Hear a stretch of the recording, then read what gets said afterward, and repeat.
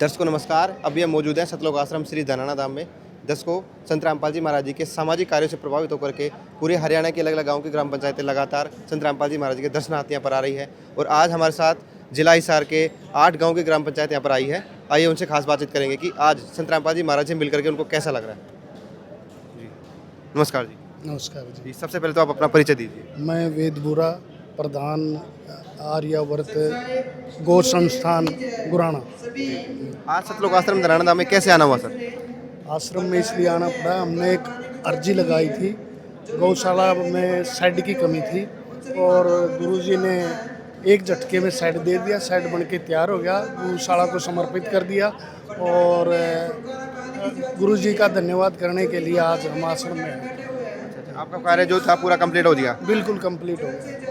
बड़ी खुशी हुई और बड़ी खुशी के साथ 8 गांवों से सभी मौजूद और जो प्रसिद्ध हैं वो सभी आए हैं आश्रम में। आश्रम में आज आप आए हैं, पहली बार आए हैं?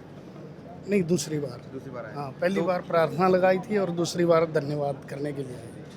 आश्रम, आपने पूरा आश्रम देखा होगा। हाँ, तो आश्रम की व्यवस्था के बारे में क्या कहना चाहेंगे? बहुत बढ़िया व्यवस्था है, बड़ा अच्छा अनुशासन है। सभी जो वो हैं भगत हैं सभी बड़े अनुशासित हैं। अच्छा, कुछ लोग संत रामपाल जी महाराज जी को ये बोल रहे हैं कि भाई संत रामपाल जी महाराज पाखंडवाद फैलाते हैं। आपने पूरा आश्रम विजिट किया होगा, पूरा घूम के देखा होगा, कहीं पर भी आपको पाखंडवाद देखने को मिला? किसी प्रकार का कोई पाखंडवाद नहीं है और गरीबों की सहायता करना, गरीबों के लिए मकान बनाना, गौशाला को सहायता एड्स देना, ये कोई पाखंड नहीं है, बल्कि एक बहुत बड़ी गरीबों की और पशु पक्षियों की सबकी सहायता करते हैं। इसको हम पाखंड नहीं कहेंगे। और लोग अगर इसी को पाखंड कहते हैं, सहायता करने को, तो उनके विषय में क्या कह सकते हैं? मतलब एक किस्म की बकवास करते हैं। नमस्कार जी। नमस्कार जी। नमस्कार जी, आप अपना परिचय दीजिए। मेरा नाम कृष्ण कुमार है। मैं गांव गुराना से हूँ, गौशाला से जुड़े हुआ हूँ और गौशाला का जो उसी आवेज में आए हैं। कैसा लगा? संत रामपाल जी महाराज से मुलाकात करके आए हैं, धन्यवाद करने आए हैं, किस तरह की व्यवस्थाएं लगी आपको, क्या कहना चाहेंगे? व्यवस्था तो जी जैसे कि आश्रम पर लिखा है वैसी ही है। जैसे कि सतलोक आश्रम, तो सतलोक की अनुभूति वास्तव में होती है आश्रम में आके। और महाराज जी से मिलकर बहुत अच्छा लगा। उससे भी अच्छा ये लगा कि महाराज एक बात को 2 बार भी, एक बार में कहना में नहीं पूर्ति हो पाता, दूसरा भी सुनने के लिए तैयार होते थे। बड़े आराम से बात सुनते हैं, जब बिल्कुल छाती का लगा के बात करें, ये बहुत बड़ी बात है। नहीं तो ऐसे भी महाराज है जी चलन भी सब प्रश्न नहीं कर पाते और ये तो छाती का लगाव है जी। हाँ जी। आप अन्य धार्मिक स्थान पर आप गए होंगे, हाँ जी। वहाँ की व्यवस्था में यहाँ की व्यवस्था में क्या अंतर देखने को मिला? वहाँ की व्यवस्था में यहाँ की व्यवस्था में जी काफ़ी फर्क है। यहाँ आपके जो महाराज जी के भगत है उनके अंदर जो श्रद्धा, जो विनम्रता, जो मतलब इतनी विनम्रता है कि वो आदमी के ऊपर की तरफ तो लखानदे नहीं कि पैरा का नहीं देखे जाए, कि उनकी इतनी विनम्रता। और मंदिरों की बजाय तो 100 गुना, आश्रमा की बजाय भी बहुत काफ़ी फर्क है जी। यहाँ की व्यवस्था में बहुत अच्छी व्यवस्था है जी महाराज। तो उन लोगों को आप क्या कहना चाहोगे जो संत रामपाल जी महाराज जी की छवि को खराब करने के लिए उल्टी सीधे बयानबाजी कर रहे हैं, वीडियोस डाल रहे हैं, उनको लोग क्या? देखो, वो उनके पर्सनल व्यू है, किसी ने अपने व्यू बताने हैं, किसी ने आपका कोई और काम लेना है, वो एक अलग चीज़ है। लेकिन मैं तो उनसे यही रिक्वेस्ट करता हूँ कि आप एक बार आके देख लो, सच्चाई होगी। अगर आपने कोई गलत लगा जो आप बता दियो, फिर आने के बाद देखो हम जिस चीज़ को नहीं देखा इतना तो गलत, वो तो एक कथनी होगी, कयोड़ा है जी। और हमारे गांव में तो जी कम से कम भी 1 से 1.5 करोड़ रुपए की सहायता गुरुजिया ने करी है।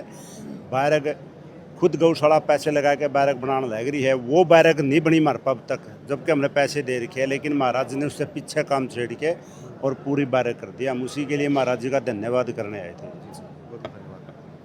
नमस्कार जी। नमस्कार जी भाई साहब। नमस्कार जी। नमस्कार जी भाई साहब। क्या परिचय आपका?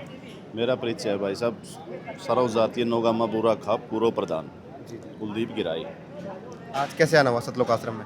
हमें भाई साहब महाराज जी ने हमने दरख्वास्त लगाई थी, लगभग 1 महीने करीब हो गया हुआ शायद। तो अपना गौशाला है गुराना हमारे 8 गामा की। तो उस गौशाला के अंदर गायें ज़्यादा होने के कारण शेड की प्रॉब्लम हो रही थी और उस शेड के लिए हमारे प्रार्थना लगाई थी गुरुजियाँ के, और गुरुजिया ने हमारा शेड बनवा दिया गौशाला में गऊँ के लिए। तो उसके लिए हम महाराज जी का धन्यवाद करने के लिए आए थे। संत रामपाल जी महाराज जी के कौन से कार्यों से प्रभावित होकर आपको आ जाना पड़ा यहाँ पर? जो समाज सेवा महाराज जी कर रहे हैं, पिछले साल जो पानी चढ़ा हुआ था अपना पूरा हरियाणा के अंदर, और जो महाराज जिया ने जो पानी उतारने के लिए जो पाइप वगैरह मोटर वगैरह की सुविधा दी थी, और गरीबों के मकान बनवा रहे हैं, और गरीब लड़कियों की शादी करवा रहे हैं, तो वो महाराज जी एक बहुत से अच्छे कामों से प्रभावित होकर हम यहाँ आए थे। और क्या कहना चाहेंगे संत रामपाल जी महाराज जी का जो आश्रम है, उनकी व्यवस्थाएं आपने देखी, और संत रामपाल जी महाराज आप मतलब फेस टू फेस मिलकर आए हैं? बिल्कुल, हम तो 2 बार तो उस दिन ही फेस टू फेस मिले थे, बहुत अच्छे तरीके से बात करी, हमारी बात समझी और हमारा काम भी करे। आज भी बड़ी खुश हुए महाराज से मिलके ना हमें। बिल्कुल शांत स्वभाव महाराज जी का, बहुत बढ़िया स्वभाव है। और रही बात व्यवस्था की, आश्रम के अंदर व्यवस्था बहुत बढ़िया है। तो संत रामपाल जी महाराज अगर ऐसे ही कार्य कराते रहेंगे पूरे हरियाणा में, पूरे भारतवर्ष में, तो क्या लगता है आपको कि संत रामपाल जी महाराज भारत को फिर से सोने की चिड़िया बना पाएंगे? देखो ऐसे तो लग रहे हैं, क्योंकि बहुत अच्छे कार्य महाराज जी करवा रहे हैं। ऐसे ऐसे काम तो सरकार के बस के भी नहीं है, जितनी जल्दी महाराज जी काम करवा रहे हैं, बहुत बढ़िया काम करवा रहे हैं। और पाखंडवाद को लेकर संत रामपाल जी महाराज जी के लिए बोलते हैं लोग कि संत रामपाल जी पाखंडवाद चलाते हैं, इसके लिए आपके क्या निजी विचार है? देखो, सामाजिक कार्य करवाना, अगर जो कोई पाखंडवाद समझता है तो पाखंडवाद ये सारी दुनिया कर लो। समाज के कार्य बनने चाहिए। हमारे ऊपर किसी ने कोई दबाव थोड़ा ही दिया है भाई हम वहाँ जावांगे, भाई तमन वहाँ जाना चाहिए ना। हम तो हमारी खुद की समस्या को देखते हुए आए गुरु जी के पास, गुरु जी ने उसका समस्या समाधान कर दिया। हमारे यहाँ आने से लगभग मान के चलो 500 गायों ने सरे वो मतलब आसरा मिल गया, धूप से, गर्मी से, बारिश से, सर्दी से, तो हम ना आना चाहिए। ये पाखंडवाद का इसमें तो कोई मन तो कुछ लगे कौन भाई पाखंडवाद है। तो लास्ट में दर्शकों को क्या मैसेज देना चाहोगे?